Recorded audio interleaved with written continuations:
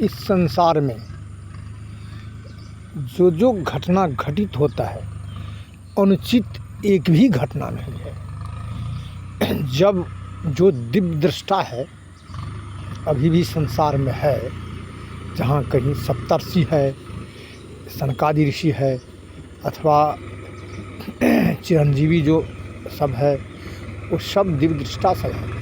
वो सब अपने अपने दिव्य दृष्टों से वो देख लेता है कि सत्य क्या है, असत्य क्या है, और वो सब देख करके ये भी बताते हैं जो कोई घटना घटित होता है अनुचित नहीं होता है, क्योंकि जो कुछ हम करते हैं उसी का फल है। जैसे हम अभी आम का वृक्ष लगाएंगे तो आम में इमली नहीं फरेगा, क्योंकि आम जो है सो मीठा का स्वाद देता है और इमली खट्टा का स्वाद देता है, और उसके लिए अलग वृक्ष होता है।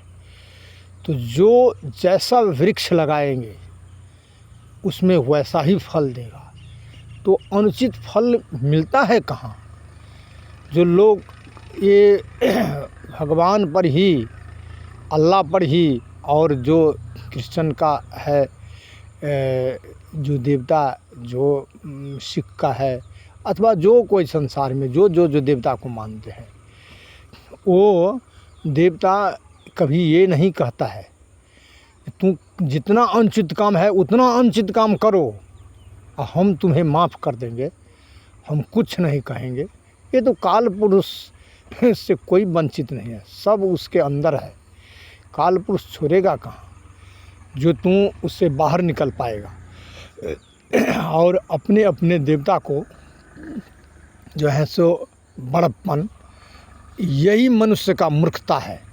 देवता एक ही है, अनेक शक्ति में माने अनेक रूप में वो भास रहे हैं।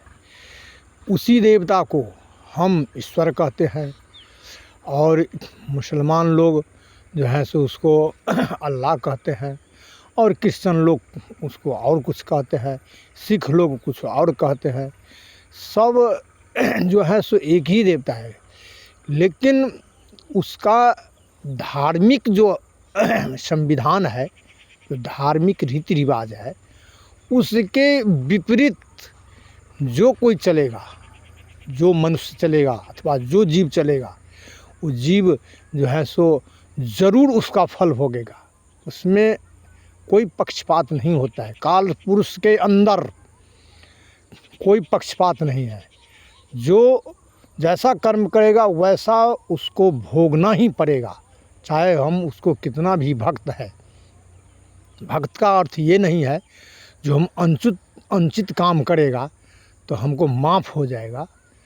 वो तो ईश्वर, अल्लाह, ये तो सबका माता पिता है। फिर जिसको कुर्बानी देता है वो उसका माता पिता क्या नहीं है?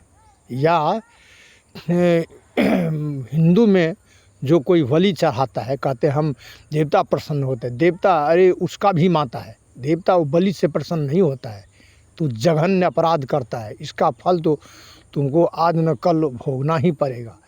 आज किसी को वध करोगे, कल तुम भी वध होगे, चाहे किसी न किसी माध्यम से। उसका कोई चारा नहीं है।